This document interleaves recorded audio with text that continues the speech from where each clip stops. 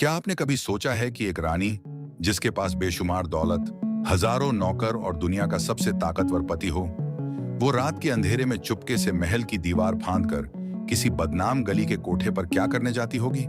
आज बात एक ऐसी औरत की जिसकी प्यास बुझाने में पूरा रोम हार गया था, जिसने ऐश और आराम की सारी हदें पार कर दी और अपनी हवस के लिए एक ऐसा खेल खेला कि इतिहास ने उसे सबसे बदचलन औरत का नाम दे दिया। वीडियो के आखिर तक रुकिए, क्योंकि इसकी अय्याशी का आखिरी किस्सा सुनकर आपके होश उड़ जाएंगे। दोस्तों, ये कहानी है वेलेरिया मेसालिना की।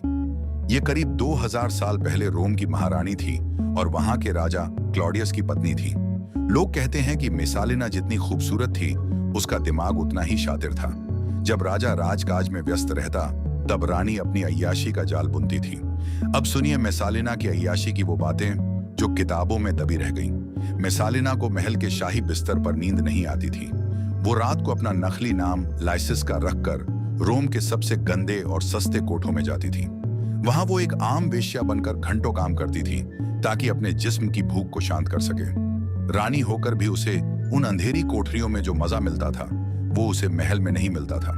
एक बार तो रानी मेसालिना ने रोम की सबसे बड़ी वेश्या को चैलेंज दे दिया कि देखते हैं एक रात में सबसे ज्यादा पुरुषों के साथ कौन संबंध बना सकता है। आप यकीन नहीं करेंगे, वो पूरी रात नहीं रुकी। सुबह तक उस वेश्या ने हार मान ली, लेकिन रानी मेसालिना फिर भी नहीं थकी थी।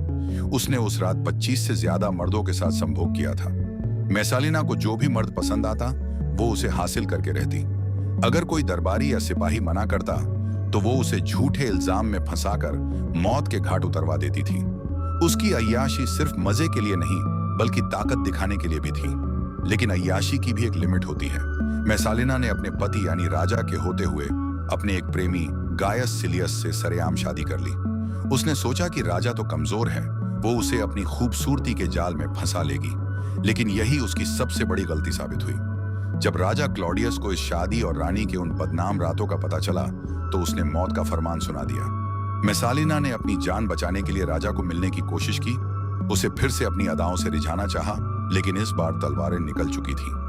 जल्लाद जब उसे मारने आया, तो मेसालिना इतनी कमजोर पड़ गई थी कि वो खुद को खंजर भी नहीं मार पाई। आखिरकार एक सिपाही ने उसकी गर्दन धड़ से अलग कर दी। मेसालिना की कहानी हमें सिखाती है कि चाहे आप कितने भी ऊंचे पद पर हों, अगर आप अपनी मर्यादा और दूसरों के भरोसे को पैरों तले कुचलते हैं, तो अंजाम ऐसा ही होता है। क्या आपको लगता है कि मेसालिना वाकई इतनी बुरी थी, या उसे इतिहास ने गलत तरीके से दिखाया? कमेंट में अपनी राय बताएं और ऐसी ही और कहानियों के लिए सब्सक्राइब करें।